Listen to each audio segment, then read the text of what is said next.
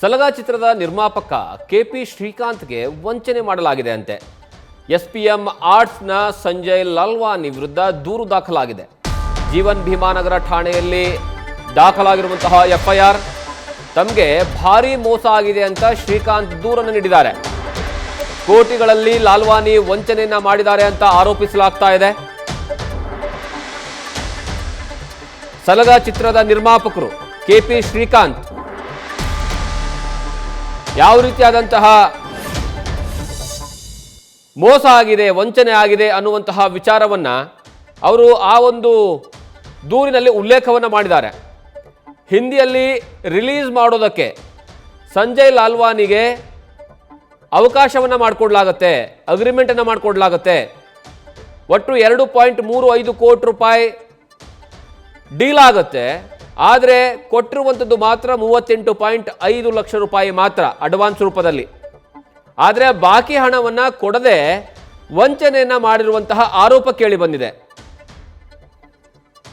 ಈ ಬಗ್ಗೆ ಜೀವನ್ ಭೀಮಾನಗರದ ಪೊಲೀಸ್ ಠಾಣೆಯಲ್ಲಿ ಕೇಸ್ ದಾಖಲಾಗಿದೆ. ಡಬ್ಬಿಂಗ್ ಹಕ್ಕಿನ ವಿಚಾರವಾಗಿ ವಂಚಿಸಿದ್ದಾರೆ ಅಂತ ಎಫ್ಐಆರ್ ನಲ್ಲಿ ಉಲ್ಲೇಖಿಸಲಾಗಿದೆ.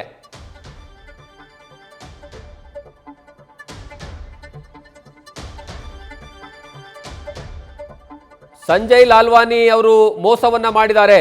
ಈ ಹಿಂದೆ ಸಹ ದರ್ಶನ್ರ ಯಜಮಾನರ ಮೂವಿ ಆಗಿರ್ಬೋದು ಅಥವಾ ತಮಿಳಿನ ಜಿಗರ್ ಥಂಡ ಮೂವಿಗಳಾಗಿರ್ಬೋದು, ಈ ಎಲ್ಲವನ್ನ ಸಹ ಇದೇ ವ್ಯಕ್ತಿ ಹಿಂದಿಯಲ್ಲಿ ಡಬ್ ಮಾಡೋದಕ್ಕೆ ಕೇಳಿದ್ರು.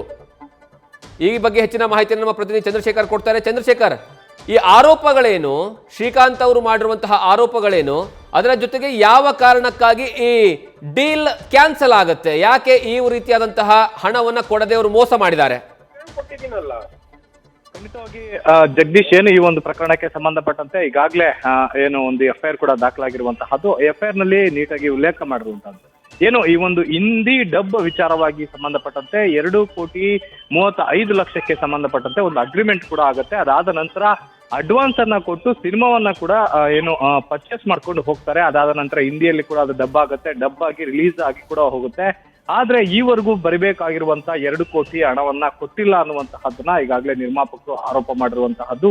ಹೀಗಾಗಿ ಸದ್ಯಕ್ಕೆ ಇವರು ಕೇವಲ 1-2 ಸಿನಿಮಾ ಅಲ್ಲ, ಈ ಹಿಂದೆ ಕೂಡ ಸಾಕಷ್ಟು ದೊಡ್ಡ ದೊಡ್ಡ ಸಿನಿಮಾಗಳನ್ನ ನಾನು ಹಿಂದಿಗೆ ಡಬ್ ಮಾಡಿದ್ದೇನೆ, ಸಾಕಷ್ಟು ಲಾಭ ಬರುತ್ತೆ ಅನ್ನುವಂತ ಹಿನ್ನೆಲೆಯಲ್ಲಿ ನಿರ್ಮಾಪಕರಿಗೆ ನಂಬಿಸಿ ಈ ರೀತಿಯಾಗಿ ವಂಚನೆ ಮಾಡಿದ್ದಾರೆ ಅನ್ನೋ ಆರೋಪ ಇವರ ಮೇಲೆ ಕೇಳಿಬಂದಂತ ಹಿನ್ನೆಲೆಯಲ್ಲಿ ಸದ್ಯಕ್ಕೆ ಪೊಲೀಸರು ಎಫ್ಐಆರ್ ಅನ್ನ ದಾಖಲು ಮಾಡಿಕೊಂಡು ಆತನನ್ನ ವಿಚಾರಣೆಗೂ ಕೂಡ ಕರೆದು ವಿಚಾರಣೆ ಮಾಡಿ ಅದಾದ ನಂತರ ಯಾವ ಕಾರಣಕ್ಕಾಗಿ 2 ಕೋಟಿ ಹಣವನ್ನ ಕೊಡ್ತಾ ಇಲ್ಲ ಅನ್ನುವಂತಹ ವಿಚಾರಣವಾಗಿ ಹೇಳಿಕೆಯನ್ನ ಕೂಡ ಪಡ್ಕೊಂಡಿರುವಂತಹ ಅದು. ಮೊದಲಿಗೆ ಏನು 35 ಲಕ್ಷ ಕೊಟ್ಟು ಆತನಿಗೆ ಒಂದು ಅಗ್ರಿಮೆಂಟ್ ಅನ್ನ ಹಾಕೊಟ್ಟಿರ್ತಾರೆ. ಅಗ್ರಿಮೆಂಟ್ ಆದ ನಂತರ ಈ 2 ಕೋಟಿ ಹಣವನ್ನ ಕೇಳಲಿಕ್ಕೆ ಹೋದಂತ ಸಂದರ್ಭದಲ್ಲಿ ನಾಳೆ ಕೊಡ್ತೀನಿ ಇವತ್ತು ಕೊಡ್ತೀನಿ ಅಂತ ಸಬೂಬುಗಳನ್ನ ಹೇಳ್ಕೊಂಡ್ ಬರ್ತಾ ಇರೋ ನಾಳೆ ಕೊಡ್ತೀನಿ ಇವತ್ತು ಕೊಡ್ತೀನಿ ಅಂತ ಸಬೂಬುಗಳನ್ನ ಹೇಳ್ಕೊಂಡ್ ಬರ್ತಾ ಇರುವಂತಹದ್ದು. ನೋಟಿಸ್ ಕೊಟ್ರೆ ನೋಟಿಸ್ಗೂ ಕೂಡ ಯಾವುದೇ ರೀತಿಯಾದಂತಹ ಉತ್ತರ ಕೊಟ್ಟಿಲ್ಲ ಅನ್ನುವಂಥ ಆರೋಪ ಕೂಡ ಏನು ಆರೋಪಿಗಳ ಮೇಲೆ ಕೇಳಿ ಬರ್ತಾ ಇರುವಂತಹದ್ದು. ಜಗದೀಶ್,